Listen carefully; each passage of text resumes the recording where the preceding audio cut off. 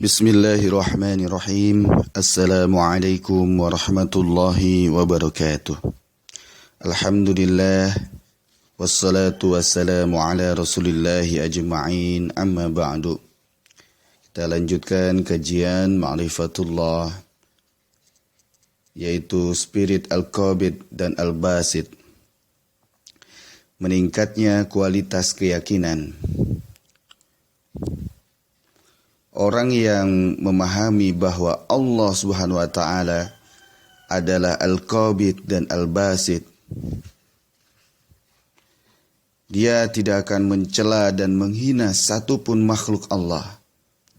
Tidak akan menghadapkan atau memalingkan hati kepada satupun makhluk. Tidak akan berputus asa darinya ketika ditimpa musibah. Dan tidak akan merasa tenang saat dianugerahi sesuatu sebelum menggunakan anugerah tersebut untuk sesuatu yang diridhoi Allah Subhanahu wa taala. Al-Qabid, Al-Basit, Allah yang maha menyempitkan, Allah yang maha melapangkan. Namun, wahai saudaraku, semua hal ini tidak akan mungkin terwujud apabila kita tidak bersungguh-sungguh dalam meningkatkan kualitas keyakinan kita kepada Allah Subhanahu wa taala. Tanpa keyakinan kepada Allah, banyak orang yang tidak menyadari bahwa dirinya tengah menzalimi diri dan penciptanya, Allah Azza wa Jalla. Dia terus meminta kelapangan dan kemudahan dalam hidup tanpa disertai keyakinan bahwa Allah akan memberikan apa yang dimintanya. Padahal Allah itu sesuai dengan prasangka hambanya. Seorang hamba yang yakin akan pertolongan Allah, dengan sangat meyakinkan pula Allah akan menolongnya. Seorang hamba yang yakin bahwa doanya akan dikabulkan, Allah akan mengabulkan doa-doanya tersebut lebih dari yang dia minta. Andaikan seorang itu ragu akan pertolongan Allah dan lebih yakin akan kemampuan dirinya atau pertolongan makhluk, yakinlah bahwa hidup orang tersebut akan penuh dengan kekecewaan dan kesempitan.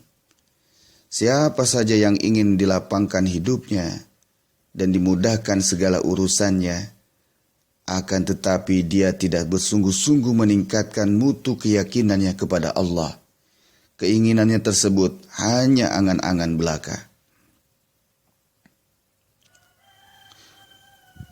Pertanyaannya, bagaimana cara kita meningkatkan keyakinan diri? Ada 3 tahap yang harus kita lewati dalam usaha meningkatkan kualitas keyakinan diri ini. Yang pertama, ilmu yakin, yaitu meyakini segala sesuatu berdasarkan ilmu atau pengetahuan. Misalkan di Mekah ada Ka'bah. Kita percaya saja karena teorinya memang seperti itu. Memang di Mekah ada Ka'bah. Yang kedua, ainul yakin, yaitu keyakinan yang timbul karena kita telah melihatnya dengan mata kepala sendiri. Orang yang telah menunaikan ibadah haji sangat yakin bahwa Ka'bah itu ada karena dia telah melihatnya. Keyakinan karena melihat kualitasnya akan lebih baik dibandingkan dengan keyakinan karena ilmu. Ketiga adalah hakul yakin. Orang yang telah hakul yakin akan memiliki keyakinan yang dalam dan terbukti kebenarannya. Orang yang telah merasakan nikmatnya tawaf, berdoa di multazam, merasakan ijabahnya doa, akan memiliki keyakinan yang jauh lebih mendalam dari 2 keyakinan sebelumnya. Inilah tingkat keyakinan tertinggi yang akan sulit diruntuhkan dan dicabut dari hati seorang yang memilikinya. Cara meningkatkan kualitas keyakinan diri sejatinya harus melalui proses dan tahapan-tahapan. Mulai dari ilmu yakin, ainul yakin, sampai akhirnya haqqul yakin. Jadi saudaraku, semua yang ada di dunia ini adalah milik Allah. Maka rugilah orang-orang yang hatinya bergantung pada selain Allah. Yakinlah bahwa Allah adalah zat yang maha mengatur segalanya.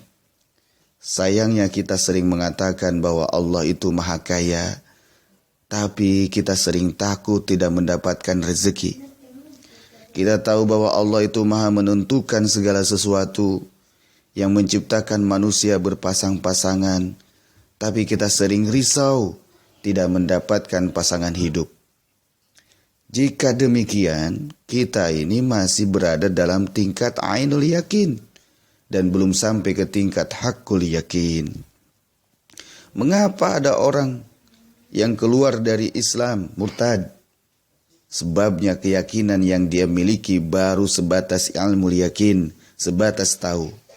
Ternyata yakin kepada Allah hanya sebatas ilmu tidak cukup untuk membuat kita istiqomah.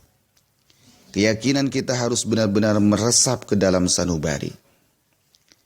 Cahaya keyakinan yang tersimpan di dalam hati seorang hamba ternyata datang dari khazanah kegaiban Allah Azza wa Jalla. Alam semesta ini terang benderang karena cahaya dari benda langit yang diciptakannya. Sedangkan cahaya yang menerangi hati manusia berasal dari cahaya ilahi.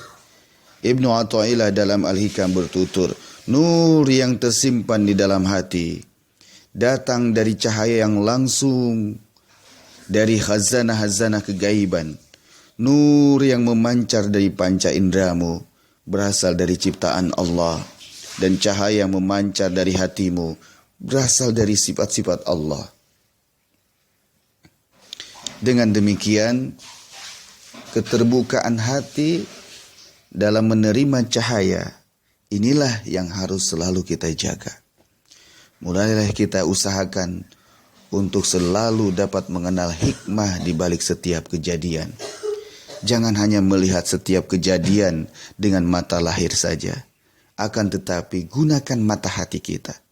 Namun, mata hati tidak akan berfungsi dengan baik kalau selalu dikotori dengan kemaksiatan dan dosa.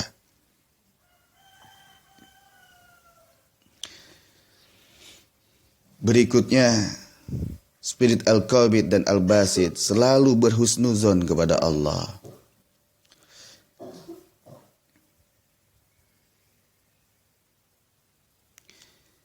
Di dalam Al-Quran, Allah berfirman, tidaklah kamu menghendaki sesuatu kecuali Allah pun menghendaki sesuatu. Sesungguhnya Allah itu maha mengetahui dan maha bijaksana. Al-Ihsan 30.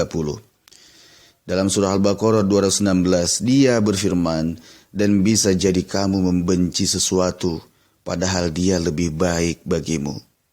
Dan bisa jadi kamu menginginkan sesuatu, padahal dia lebih buruk bagimu. Allah maha mengetahui dan kamu tidak mengetahui. Sejatinya peristiwa apapun yang dialami manusia akan dapat mempertemukan pikiran dan kesadarannya dengan rencana Allah Ta'ala yang pasti lebih dari rencana siapapun. Dalam peristiwa apapun, kita akan senantiasa menemui Allah pada pihak terbaik. Sebab Allah Ta'ala adalah Al-Qabid pada satu pihak dan Al-Basit pada pihak lain. Oleh karenanya mustahil Allah berbuat salah dan aniaya kepada makhluknya. Jadi kita harus berhusnuzon kepada Allah SWT. Berikutnya, spirit Al-Qabid dan Al-Basit, setelah kesulitan ada kemudahan. Bukankah kami telah melapangkan untukmu dadamu, dan kami telah menghilangkan daripadamu bebanmu yang memberatkan punggungmu, dan kami tinggikan bagimu sebutanmu, karena sungguhnya sesudah kesulitan itu ada kemudahan. Sungguhnya sesudah kesulitan itu ada kemudahan. Maka apabila kamu telah selesai, kerjakanlah dengan sungguh-sungguh yang lain, dan hanya kepada Tuhanmu lah hendaknya kamu berharap.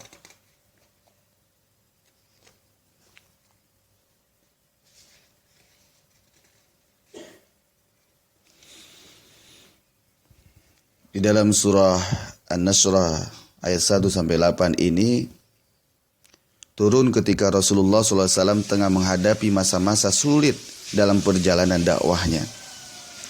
Ketika itu beliau ditinggal wafat istri dan pamannya, serta menghadapi boikot kejam dari kaum kafir Quraisy.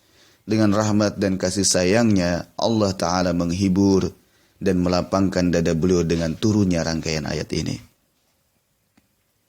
Kata Urs berarti kesulitan yang begitu hebat. Kata usri berarti kesulitan yang begitu hebat. Akan tetapi hebatnya kesulitan itu justru diapit dua kelapangan dan kemudahan. Satu kesulitan membawa serta dua kemudahan. Maka ketika Allah menguji kita dengan aneka kesulitan dan kesempitan hidup, yakinlah bahwa Allah Al-Basit akan memberikan kita kemudahan dan kelapangan setelahnya. Asalkan kita sabar dalam menjalaninya dan menyandarkan diri sepenuhnya kepada Allah SWT. Demikian kajian pagi Ma'rifatullah melalui asmanya. Mudah-mudahan bermanfaat. Kita tutup dengan doa kafaratul majlis. Subhanaka Allahumma wa bihamdika asyhadu an la ilaha illa anta astaghfiruka wa atubu ilaik. Assalamualaikum warahmatullahi wabarakatuh.